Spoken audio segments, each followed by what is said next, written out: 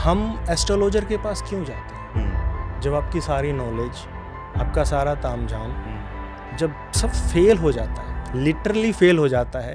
आजकल जो अटेंशन का हमें कहते हैं कि अटेंशन स्पैम कम हो गई है लोगों की, जो हम हर टाइम रील्स देख रहे होते हैं, हर 10 सेकंड में रील्स को ऊपर स्क्रॉल कर रहे होते हैं, नई चीज़ें, डोपामाइन हिट होता है हमारा। तो क्या ये भी राहु से डिनोट होगा? हाँ बिल्कुल। राहु चार्ट में किस बॉक्स में है, ओके। आपकी अटेंशन उसी बॉक्स में रहेगी। अब हाँ जो मैंने चार्ट बताया, हाँ जी 12 बॉक्सेस जो हाँ जी हाँ बताए, जी। जिसको हम भाव कहते हैं हिंदी में और इंग्लिश में हम बॉक्स कहते हैं, या डिपार्टमेंट या कॉन्टेक्स्ट, जैसे भी आपको इजी लगे, तो वो है। तो जैसे जो प्लैनेट जिस बॉक्स में है, आपका वो प्लैनेट का एट्रीब्यूट वहीं होगा। जैसे हाँ जी। राहु फर्स्ट बॉक्स में है, हाँ हाँ।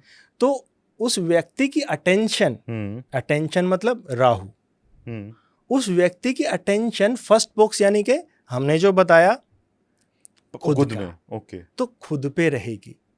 और अगर राहु सेकंड भाव में है, मनी के भाव में है, तो अटेंशन कहाँ रहेगी? पैसों के ऊपर। सिंपल। तो कोई भी ये देख के बता सकता है, अच्छा अटेंशन राहु यहाँ पे है, आपकी अटेंशन तो ऐसे है। और आप कोई भी किसी की भी चार्ट में देखोगे, बना लोगे और आप देख के बता दोगे आपकी अटेंशन तो यहाँ रहती है। अरे वाह!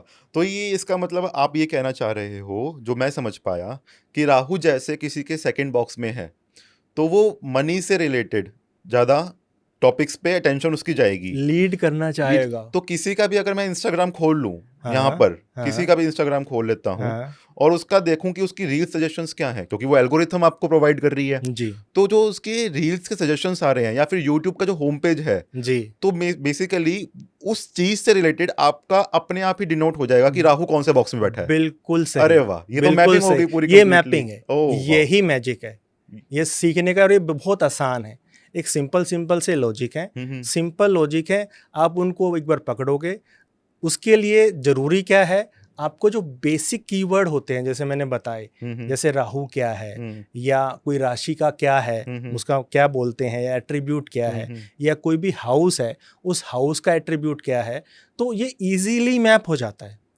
और यही जरूरी है। बड़ा फैसिनेटिंग सा है ये, क्योंकि मैं अगर अपनी हॉरोस्कोप रिकॉल कर रहा हूँ जैसे, तो मेरा राहु 11th बॉक्स में है, और 11th बॉक्स जैसे आपने बताया कि वो बेनिफिट्स का, अचीवमेंट्स का, या फिर फ्रेंड्स का होता है। हाँ तो बड़ा इंटरेस्टिंगली कि मेरी जितनी भी रील्स होती हैं, वो सारी फ्रेंड्स की सजेस्टेड होती हैं, और तभी मैं उनको देखता देखता आगे बढ़ जाता हूँ। परफेक्ट। और मोस्टली टॉपिक्स जो मेरे होते हैं वो यही होते हैं कि फायदा कैसे हो। जी जी जी, मेरा राहु भी 11th में है। अरे वाह। तो ऐसा ही है, ये ऐसा ही आपका अटेंशन वहां रहेगा ही। रहेगा। मेरा यही रहता है कि सामने वाले का फायदा कैसे हो, इसको लाभ कैसे मिल जाए, इसको फायदा कैसे हो, इसको गेन कैसे हो, हमेशा यही रहता है। और ये प्रोग्राम्ड है, इसको आपको कुछ करना नहीं पड़ता।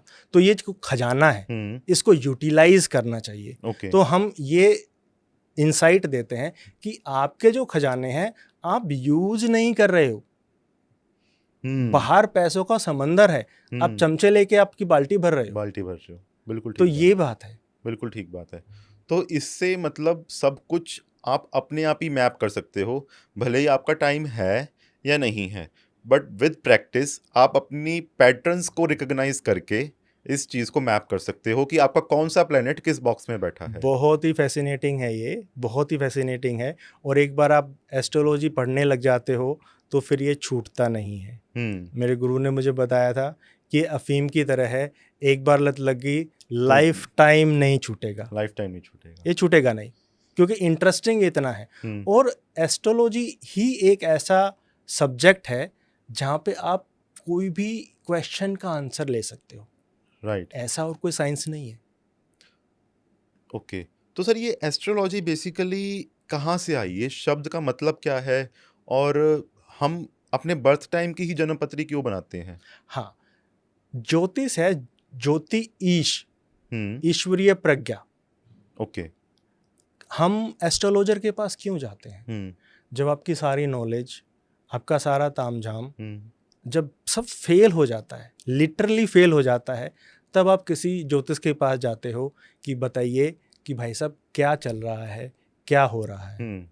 जैसे जब आप पैदा होते हो तो ईस्ट से राशियां उदय हो रही होती हैं। एक डायल है जो 12 राशियों का घूमता रहता है, 30 डिग्री की एक राशि होती है। ठीक है। तो जब आप पैदा होते हो तो ईस्ट होराइजन में जो राशि उदय हो रही होती है, ओके, तो वो आपके लग्न में आ जाती है।